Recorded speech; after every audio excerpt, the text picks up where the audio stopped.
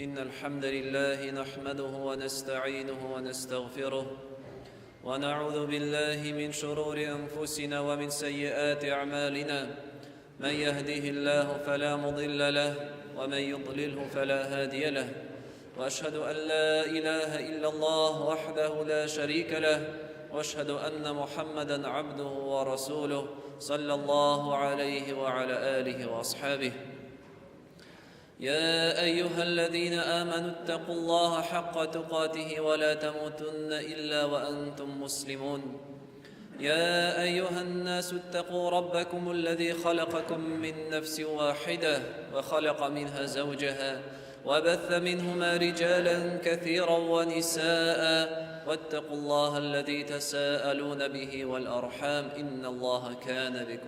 إن الله كان عليكم رقيبا يا أيها الذين آمنوا اتقوا الله وقولوا قولا سديدا يصلح لكم أعمالكم ويغفر لكم ذنوبكم ومن يطع الله ورسوله فقد فاز فوزا عظيما أما بعد درسلükte barcha maqtov, hamd, sana, jirlarni ham ko'klarni yo'qdan bor qilgan, bizlarni bu dunyoga anga g'ibodat qilsinlar uchun, ani tanib, aning bergan ne'matlarini shukr etib yashasınlar uchun bu dunyoga keltirgan Alloh taolagagina loyiqli.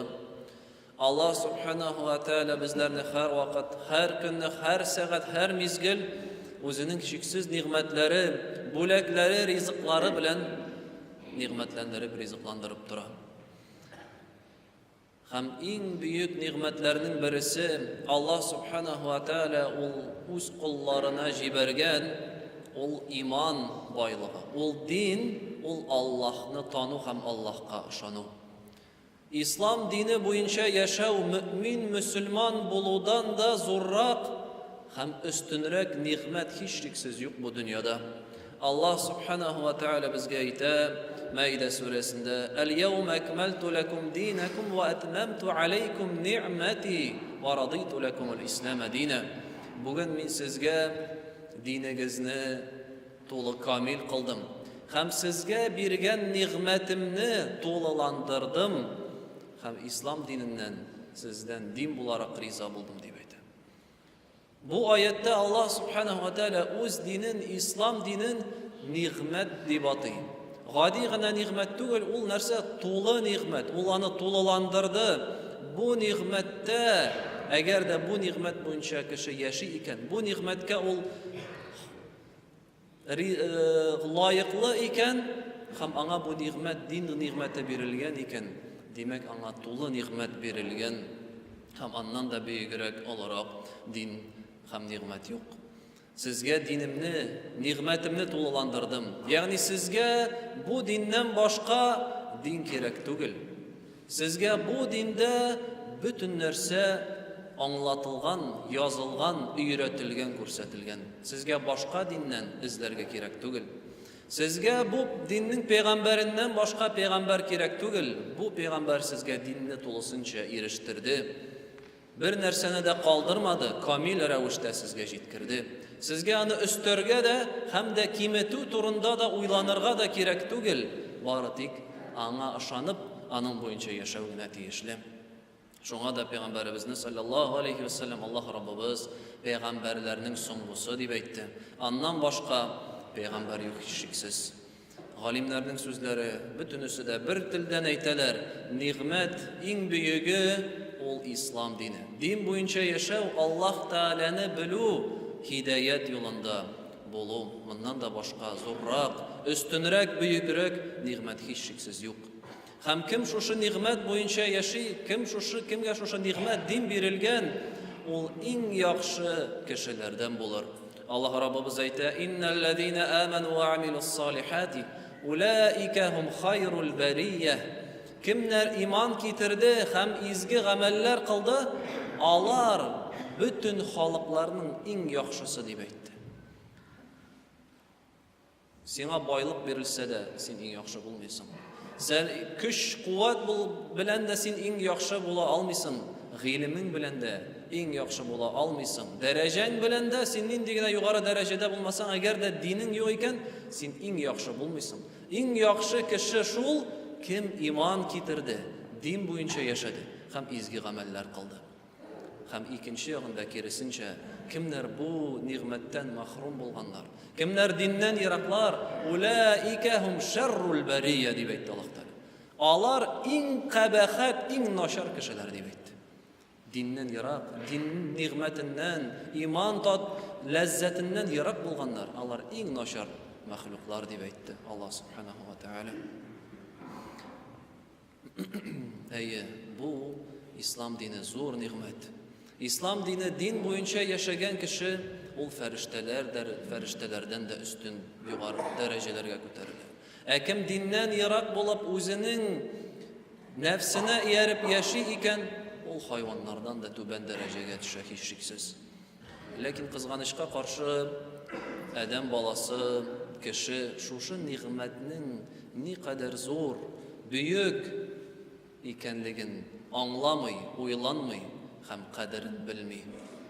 Аллаһ Субханаһу ва Тәгалә әйтә: "Ва лaqad зарa'на ли җаһаннама кафиран минал җинни вал инс." Һәм без җаһаннамга күп җиннәр һәм кешеләрне атачакбыз. Лахум кулубун ла яфкахуна биха ва лахум а'юнун ла юбсируна биха ва лахум аданун ла ясма'уна биха. Аларның калпләре, алар күңелләре белән аңламадылар динне. Алар күзләре белән күрә белмәделәр шушы динне. Алар кулаклары белән ишетә белмәделәр. Улаика кал ан'ами бал хум адал. Алар хайваннар кебек, хәтта хайваннардан да түбәнчәрәк дип әйтә аларны. Улаика хумул гафилун. Алар гафилләр. Алар гафилләр, шушы диннең кадерен белмәгәннәр, шушы динне татымаганнар, аңа иярмәгәннәр. Дин буенча яшәсә кеше, дин ул кешенең күзләрен ача. Бу дөньяда яшәү максатын билгели, кешене зулматтан, караңгылыктан якты юлга чыгара.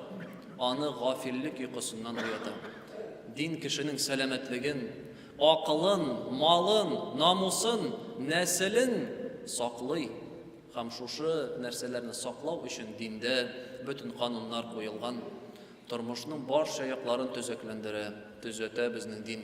Ата-ана белән балалар арасын, хатын белән ир арасын, күрше белән күрше арасын, картлар белән яшьләр, мискиннәр белән байлар арасын дин генә тәртипкә сала. Дин генә аны төзәтә ала.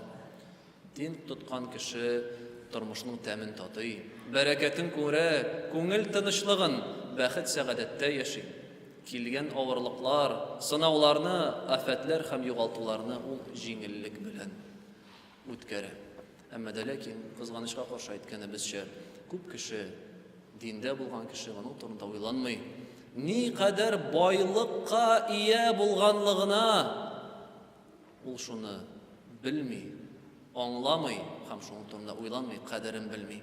Аллаһ Субханаһу ва Тәгалә әйтә, безгә искә төшереп: "Вазкуру ни'маталлаһи алейкум ва ма анзала алейкум минал китаби вал хикмати я'изукум бих." Искә төшерегез, истә тотыгыз сезгә җибәрелгән нигъмәтне һәм сезгә иңдерелгән хикмәтле вагазлаучы китапны истә тотыгыз. Искә алыгыз, бит сез адашуда идегез, бозыклыкта идегез һәм Аллаһ Тәгалә сезгә җибәрде китап. Аллаһ Субханаһу ва Тәгалә сезгә җибәрде нигъмәт, дин нигъмәтен.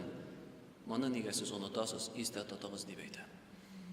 Ләкин икенче аятта Аллаһ Тәгалә әйтә: "Ва атакум мин кулли ма сәлтумух." Һәм без сезгә һәрбер сораган әйберегезне бирдек.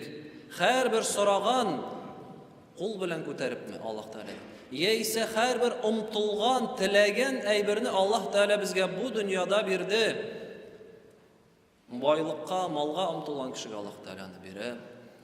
Гыйлем таләп иткәнгә бирелә. Һәм башка нәрсәне кеше тели, таләп итә Аллаһ Тәгалә бөтенесен бирде бу дөньяда. Шулай безгә бирде динне дә. Ва ин та'удду ни'маталлаһи ла тухсуха. Һәм әгәр дә сезгә бирелгән байлыкларны сез санап карасагыз, сез аны санап бетерә алмаячаксыз. Иннал инсана лазалумун каффар. Ләкин аңа карамастан ди кеше ул залим, үзенә зулым кылучы һәм ул биргән нигъмәтләргә küfürlük kılışı. Аларны оныта, аларны истә тотмый, аларның кадерен белми кеше. Һәм шулай дин белән дә. Дин белән дә кеше диннең кадерен аз белә. Гыйбадәтләрендә кимчелек. Дини гыйлем арттыру күп мөселманнарда юк. Ул бәлки еллар буе диндә, намазда, әмма дә ләкин һаман әле әлифнең таяк икәнлеген дә белми. Коръәнне дөрес итеп, гарәпчә хатасыз укырга өйрәнмәгән, яисә бөтенләй белми дә әле аның укырга кирәк икәнлеген. Югыйсә, әгәр дә кеше дөрес итеп укымый икән Коръәнен, аның намазы дөрес булмый, намазы кабул булмый, кылган тырышлыклары юкка чыга. Аның гызыры бар әле дингә, намазга баскан вакытта гына. Чөнки ул әле белми, өйрәнмәде, ләкин аның өстендә өйрәнү тиешле. Мөмкинчелеге була торып, мәчетләрдә дәресләр була торып, ул килеп өйрәнмәй икән дөрес итеп укырга. Аның гызыры булмый. Укыган намазы намаздан китми, чөнки ул хаталанып укырга мөмкин. Мәгънәләрен үзгәртеп, ятлаган сүрәләр, еллар буе кайбер кешеләр өйрәнгән 2-3 сүрә белән генә намазларын укыйлар, арттырмыйлар гыйлемен. Байлыклары булган кешеләр Аллаһ биргән байлыклы изге эшләрдә кулланмыйлар, сарыф итмиләр, мискин фәкыйрьләргә садака закатын чыгармыйлар. Аллаһ сезгә бирде, Аллаһ барыбызга да бирде ул байлыкны, үзебезнеке түгел. Һәм безгә аның кадерен белергә телибез икән, безгә аның садакасын, закатын чыгарга кирәк. Изге юлларда кулланырга кирәк. Яисә кайберәүләр шушы байлыкны, мөлкәтне үзләренә генә кулланалар. Ел сайын хаҗга йөри, гомрәгә бара әллә ничә кат елына. Бәлки аның күршесенең ашарга киергә, ашарга ризыгы, киергә киеме дә юктыр. Яисә бар мәчеттә кардәшләр, олы яшьтә булганнармы? Яисә бар гарип булган кардәшләр, алар шул кадәр хаҗга барырга телиләр, бер дә булганнары юк, һәм алар бара да алмыйлар анда, ярдәм итмәсәк. Алар турында уйламый, үзе турында гына, ул кайгырта. Кадерен белергә кирәк. Көчләре булган җәмәгать, яшьләр, кудрәтле кешеләр үз тырышлыкларын Аллаһ юлында, кешеләргә изгелек эшләүдә ярдәм итүдә кулланмый. Бәлки вакытларын ул спортзалларда, үзенең көч-куәтен арттырып, төрле ярышларда катнаша. Әмма дә ләкин эш килеп чыкканда гади генә, җиңел генә эш, хәтта мәчеткә килеп, мәчет тирә-юнен чистарту гына булсын, Аллаһ Тәгаләнең йортын зурлап, аны чистарту дигәндә, ул кеше юк. Аның бу кешенең, бу кудрәтенең алайса ни файдасы бар диненә? Ни файдасы бар? Ул димәк, кадерен белми моның. Күп нәрсәнең кеше кадерен белми, кызганычка каршы. Һәм диннең кадерен белмәүнең иң куркынычларының берсе, һәм кызганычка каршы ул мөселманнар арасында күп таралган. Ул нәрсә? Дин, әдәп, әхлакларын үзеңдә булдырмау. Аллаһ субханаһу ва тааля үз китабында, Пәйгамбәрбез саллаллаһу алейхи ва саллям безгә өйрәтте, мөселман кеше үзен ничек тотарга тиешле, үз кардәшләре белән нинди булырга, ата-анасына карата, күршеләренә, туганнарына, кунакларына карата ул нинди булырга тиеш, ничек ул үзен тотарга, сөйләшергә. Әмма дә ләкин мөселман кеше нәрсә? Буларны өйрәнми, үзендә булдырмый. Димәк, ул шушы диннең кадерен белмәгән булып чыга. Киресенчә әле электән бу кадерне белмәү без ике төркем кешегә бүлергә мөмкин. Берәүләр алар электән җаһилият, динсезлек вакытында калган сыйфатларны, гадәтләрне, әдәпләрне үзләреннән һаман чыгармаганнар. Аларның сөйләшү әдәпләре, кулланган сүзләре, бәлки ул сүгенәдер, бозык сүзләр кулланадыр. Яисә бозык, кабахат, җинаятчы кешеләргә хас булган телдә ул сөйләшә. Төрмәдә утыручы кешеләрнең жаргоннары белән ул сөйләшә. Кайбер чакта мәчеткә килеп керәсең, кардәшләрнең кулланган сүзләрен һәм нинди рәвештә сөйләшкәннәрен ишеткәч аптырыйсың, кайдасың син, мәчеттәме, яисә син гараж артындамы кайдыр? Яисә син күңел күтәрү клубына килеп кердеңме? Шундый сүзләр яисә хәтта аның сөйләшү юлы да ул мөселманга хас түгел, һич шиксез. Әйе, бер-берләренә көлү, бер-береңнән кушаматлар бирү. Ул мөселман кешегә лаеклы сыйфат түгел. Аллаһ Раббыбыз әйтә: "Я айюхаллазина аману ла ясхар каумун мин каум, аса ан якуну хайран минхум ва ла нисаун мин нисаин аса ан якуна хайран минхунна." Эй мин мөселманнар, бер-берегездән көлмәгез ди. Бер-берегездән көлмәгез, бәлки сез көлгән кеше ул сезгә караганда хәерлерәктер. Һәм хатын-кызлар да башка хатын-кызлардан көлмәсеннәр, бәлки алар көлгән хатын-кызлар көлүчеләрдән хәерлерәкләрдер. Ва ла талмизу анфусакум ва ла танабазу бил алqab. Һәм бер-берегезне мәсхәрәләмәгез, һәм кушаматлар бирмәгез бер-берегезгә ди. Би'сал исмул фусуq бa'da al-iman. Дөрестлектә бозыклык исеме, бозыклык сүзләре иман китергәннән соң алар кабахат һәм нашар. Ягъни мөселман кеше ла илаха иллаллаһ Мухаммадур Расулуллаһ дигәннән соң, иман китергәннән соң, дингә килгәннән соң, ул дингә каршы килгән бозыклык, җаһилият, динсезлек вакытында аны нәрсә бәйли? Ул эш кенә түгел, гамәл генә түгел, аракы эшене, тәмәке тартуны гына түгел, ул холыкны да, сөйләшкән сүзеңне дә, үзеңне тотуы да, әдәбеңне дә мөселман кеше аннан чистарынырга тиеш, калдырырга тиеш. Кайбер кешеләр еллар буе, дистәләгән еллар буе мәчеткә йөри, намаз укый. Әмма дә ләкин берничек тә үзгәрмәгән халкы. Араларында тәкәбберлек бар. Тәкәбберлек, үз-үзеңне башкалардан өстен күрү. Әйе, бәлки ул динсезлек, җаһилият вакытында өйрәнгән аның астында кешеләрнең түбәнчел йөрүләренә, аңа ихтирам күрсәтүләренә, аны фәлән ула дип әйтүләренә, бәлки ул зур урыннарда эшләгәндер. Һәм дингә килгәч тә аның күңеле һаман шуны тели. Һаман шушы тәкәбберлек, аны зурлауларын тели. Мөселман кеше андый булмый. Бу хисләрдән, тәкәбберлек кебек хисләрдән. Кайбер кардәшләрнең кызганычка каршы йөзеннән үк күренә шушы сиңа карата булган нәрсә, сине түбәнчел күрү. Андый кешеләргә сәлам бирү генә түгел, алар белән сөйләшергә дә, хәтта алардан читләшәсең кызганычка каршы. Әйе, бар, аның турында сөйләү уят, әмма дә ләкин сөйләмичә булмый. Бу берәүләр кемнәр чистарынмады. Бар икенчеләр, һәм икенчеләр ул күбесенчә яшьләр. Кемнәр бозыклыкны күрмәгән, әмма дә ләкин үз эшләрендә, сүзләрендә динсез кешеләргә охшарга тырышалар. Аларда башка бозык кешеләрдә булган сүзләрне үзләрендә булдыралар. Уен көлкеләр, шаярулар. Ягъни аларда ул булмаган, әмма дә ләкин алар аны үз сүзләренә кертәләр. Кемдер әйтер, мин шаярам гына, кызык өчен генә әйтер, кызык өчен генә эшлим дип әйтә. Ләкин ул шаяру, син үз шаяру белән үз-үзеңне динсез, бозык, җинаятьче кеше хәленә куясың. Әйе, Пәйгамбәрбез саллаллаһу алейхи ва саллям нәрсә дип әйтә? Ман ташаббаха биқаумин фаһуа минһум. Кем бер кавымга охшый икән, ул алардан дип әйтте.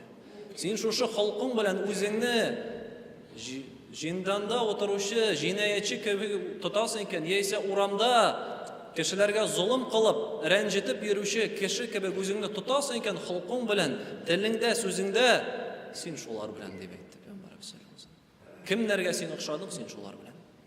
Әйе, кадерен белик җәмәгать диннең. Мөселман кеше ул башкаларга охшарга түгел, киресенчә башкалар мөселманнарга охшарга тиешләр. Мөселман кеше ул үрнәк булып торырга тиеш. Һәм башкалар аның күркәм холыкларын, күркәм гадәтләрен үзләренә алырга тиеш.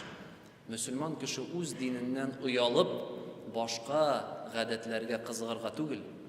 Юк, киресенчә башкалар диндә булмаганнарына уялып, мөселманнарга карап, үрнәк күреп, аларга кызыгарга тиешләр. Пәйгамбәрбез саллаллаһу алейхи ва саллям хәтта күрешкәндә сәламләшү сүзен дә безгә хас сәламләшү сүзен кушты. Кайчан аның янында бер кеше килә дә, ул вакытта гадәттә булган исәнләшү сүзе белән исәнләшә. Пәйгамбәрбез саллаллаһу алейхи ва саллям нәрсә ди? Безгә Аллаһ моннан яхшысын бирде. Assalamu alaikum wa rahmatullahi wa barakatuh. Müslüman kişiden yani hatta görüşkende o görünüp tura alarının nindidir has telleri, edepleri, özün tutuları var diye etti. Kaderin bilgen kişi ol dinden kiri kaytunu utqa keruden kebek korka. Peygamberimiz sallallahu aleyhi ve sellem etti.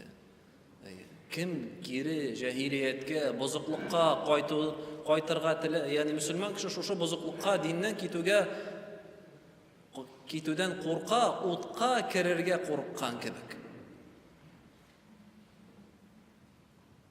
Kerisinçe, görsek nerse, oxşuyla, şu dinsizlikке, bozuklukka ayırıp da bulmaya eğer de kişinin sakalı bulmasa kabir şakta bilip de bulmayı. Anın tışkı kıyafetinden, özün tutuşundan, söyleyen sözünden Müslüman mı? Yok mu ikenliginde? Kızganışka karşı. Kaderin bilik cemaat çünkü Allah bu nimetini verdi. Hem bu nimetini Allah alırga da mümkün. Eğer de kişi ana riza tugul iken, özün terbiyelemiyorken, Peygamberimiz sallallahu aleyhi ve sellem kildi, görkem hılıklarını tolalandırı, kamilleştiru için. Yani din kişiye tesir itirge tiyiş. Anın tışkı kiyimi hem yüzüne tugul, anın hılkı, edebi, öz tutuşu, söyleşu yolu, anın özgerge tiyiş de olsunca. Eğer de onu özgermeyken, demek ol dinin kaderini bilmeydiğen söz. Dinin kaderini bilmesen Allah subhanahu wa ta'ala niçin bergen şolay senden alarga da mümkün. Peygamberimiz sallallahu aleyhi ve sellem bir hadiste bizni kisatib koydu. Sizning birigiz dürüstlükte cennet ehilleri işin işleyecek, hatta cennetke bir tirsek arağına kalır diye anın için. Hem şundan soň ol cehennem kişileri işin işler de hem cehenneme kirer diye. Yani bu kişi demek ol anın nindidir bozuklukları, köngülünde nindidir şirleri, dininin kaderini bilmegen, tışkı kıyafet bilen ol belki izgi ameller kılgandır. Ama lakin dininin kaderini bilmegen, anın temin tatımağın. Ama Allah subhanahu wa ta'ala ahir şeyinde şu nimetini, din nimetin andan alıp koya. Yani din nimetinden kişi mahrum bulsa, ama bir kimde hiçsiz yardım görsete almaz. أقول قولي هذا وأستغفر الله العظيم الجليل لي ولكم ولسائر المسلمين فاستغفروه إنه هو الغفور